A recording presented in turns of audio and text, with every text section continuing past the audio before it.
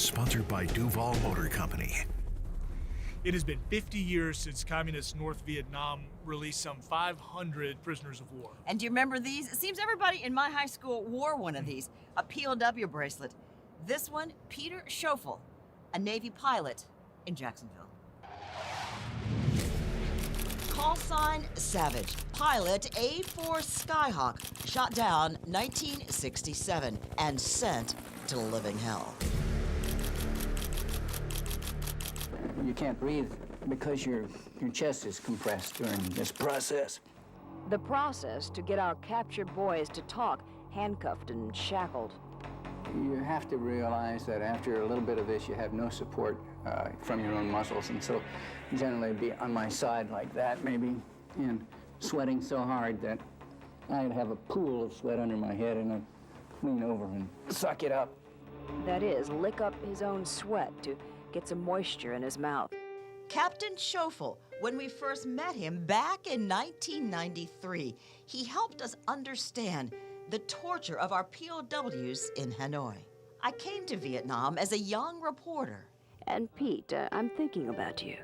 Here by the Hanoi Hilton, the torture chamber, the wicked prison for our POWs like John McCain, locked in the same room as Peter Schoeffel.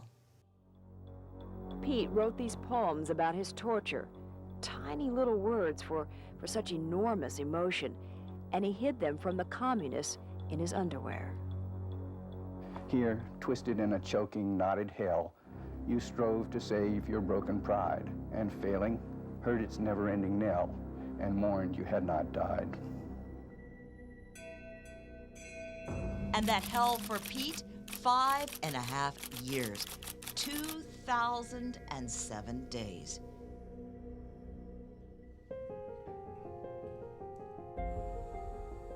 Now, Pete is 90 years old, his dog Bonnie, his Model A4, all bright spots, and even a little chuckle now about those poems. Pete made his own paper. Every day, they got 2 packs of cigarettes, he tells me. So you could get the pack of this really cheap paper and soak it in water, and so that the glue is dissolved, and you had something to write on. And you remember, he hid the poems in his underwear. Why? Well, he says the North Vietnamese never wanted to see naked soldiers. We started out taking off our clothes to wash, and they got very upset about that. Pete was clever. He did manage to smuggle out those poems when he was released. And... Oh, yes. Oh, yes. that day of freedom. A puzzling feeling. None of us were sure that it was really going to happen. But Pete was loaded onto a C-141.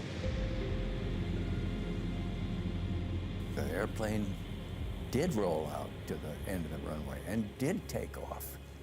And still, we weren't sure, Who knows what kind of nasty thing the Vietnamese were going to do. But then the pilot said, feet wet.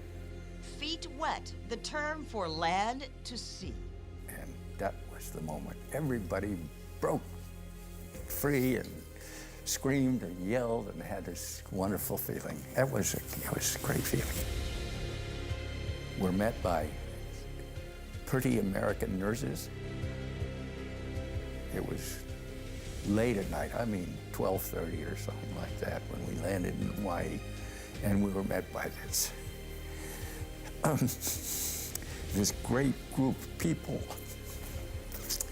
who just wanted to say, welcome home. It was just one of the greatest feelings in the world, And despite all that time locked in hell, 2,007 days.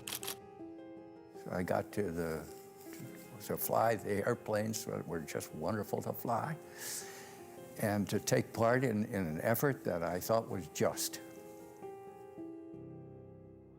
And Pete, I gotta say, it was such an honor to talk to you. And don't miss our special, Voices of Bravery, honoring the veterans of Vietnam, April 13th.